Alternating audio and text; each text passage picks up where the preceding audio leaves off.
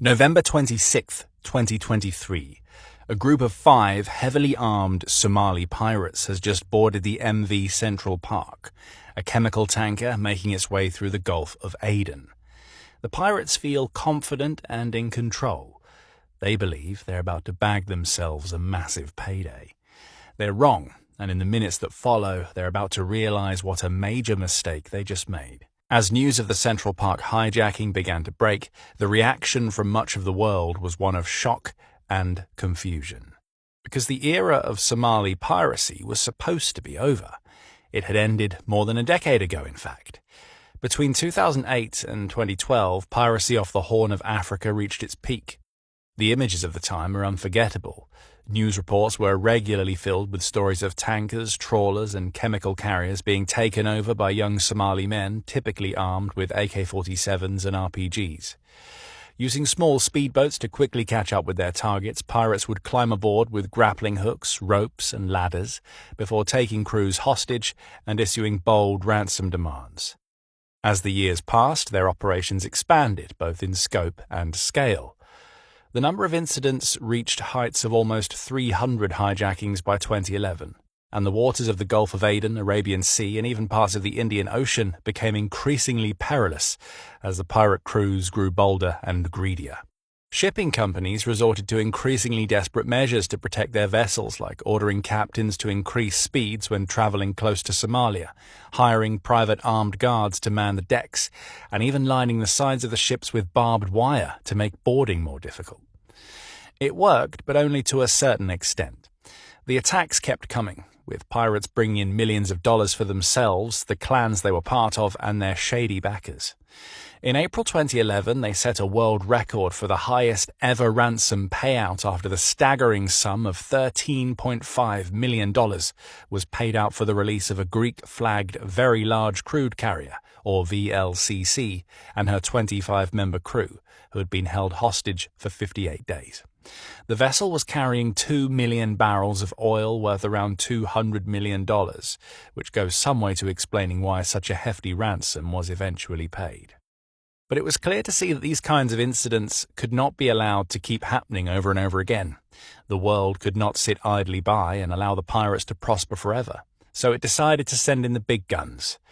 In an almost unprecedented display of international collaboration, multiple nations, including the United States, China, India, Japan, Russia, and various members of the European Union, established naval patrols throughout the region. They sent in warships, destroyers, and patrol boats, transforming the Gulf of Aden from a pirate's playground to one of the most heavily guarded waterways on Earth. It worked. The pirates' golden age came to an end, and as the years passed, the number of attacks, or even attempted attacks, dropped all the way to zero. And it stayed that way for several years. It looked like the problem had been solved, but in reality, it had only been put on ice.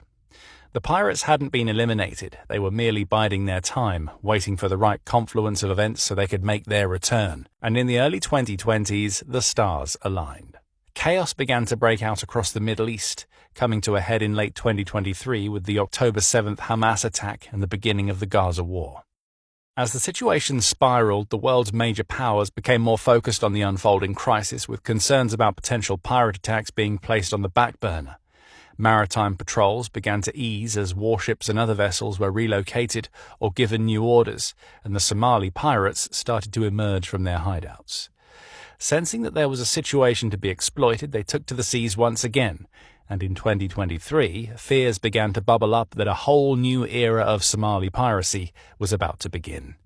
In November of 2023, those fears would come to fruition, and the world would realize that the days of the Somali pirates weren't over after all. History has shown that Somali pirates don't board vessels at random or hijack the first ship that crosses their path.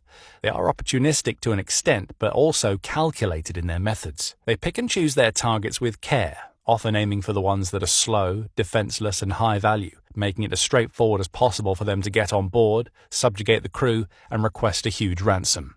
And on November 26, 2023, a seemingly perfect target sailed into view, the MV Central Park. Measuring 475 feet in length and 78 feet in breadth, with a gross tonnage of 12,145 tons, this vast vessel was built in Japan in 2015 and flew under the flag of Liberia, but was actually owned by the London-based business Zodiac Maritime, a huge shipping firm chaired by the Israeli billionaire Eyal Ofer, who boasts an estimated net worth in excess of $33 billion. Vessels like this typically have top speeds of around 16 knots, or about 18 miles per hour. On board the Central Park that day were 22 sailors from various nations, including Bulgaria, Georgia, India, Russia, Turkey, Vietnam, and the Philippines.